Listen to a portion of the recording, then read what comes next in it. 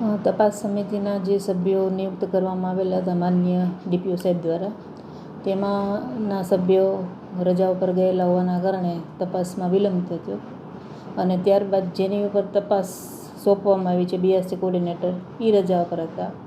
એટલે સમય ખાસો એવો લાંબો થઈ ગયો છે અને માટે 7 દિવસનો અહેવાલ 7 દિવસમાં સોંપી શકાતો નથી. અત્યારે તપાસનું શું સ્ટેટસ? અત્યારે તપાસની અંદર બીઆરસી કોર્ડિનેટર પાસેથી નિવેદન અને આધારો મગાવેલા હતા. તે ફાઇલ આજે અચાનક ડીપીઓ કચેરીમાં હતી નહીં અને બેન સુધી પહોંચી ગઈ હતી.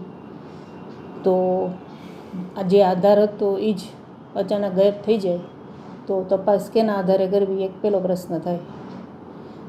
માટે તપાસ માટેનો કોઈ આધાર જ ત્યાં ઉપલબ્ધ ના હોય માટે તપાસ આગળ વધી શકેલ નથી. બેન, આપ અને સમિતિના સભ્યો બંને અલગ અલગ રીતે તપાસ ચલાવી રહ્યા છો એવી માહિતી અમને દ્વારા મળી છે. એવું શા માટે? જે હમણાં આપણે વાત કરી એ પ્રમાણે કે જે નિવેદનની ફાઇલ અને જે તે સમયે આધારો અને નિવેદન રજૂ કરેલા તે ફાઇલ અચાનક જે બેન બીઆરસી કોર્ડિનેટર છે એ ફાઇલ એની પાસે પહોંચી ગઈ અને એની અંદર જે પણ અપૂરતા હતી અથવા તો એમાં કંઈ બાકી રહી ગયેલું એ સીધું ત્યાં પૂરું કરીને આજે સામે આવ્યું.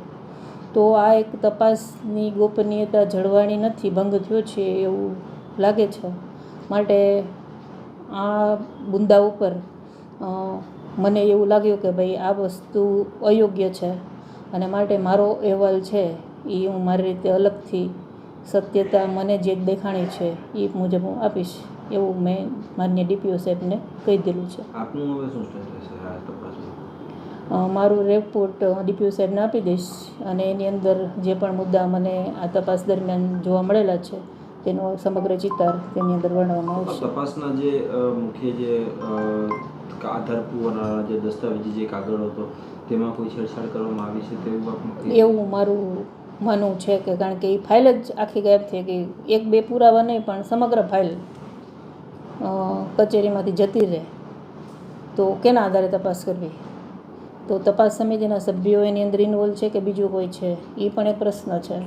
પણ જે પણ હોય, પણ મને જે તપાસ સોંપવામાં આવેલી હતી એનો આધાર મારી પાસે ઉપલબ્ધ થયેલ નથી.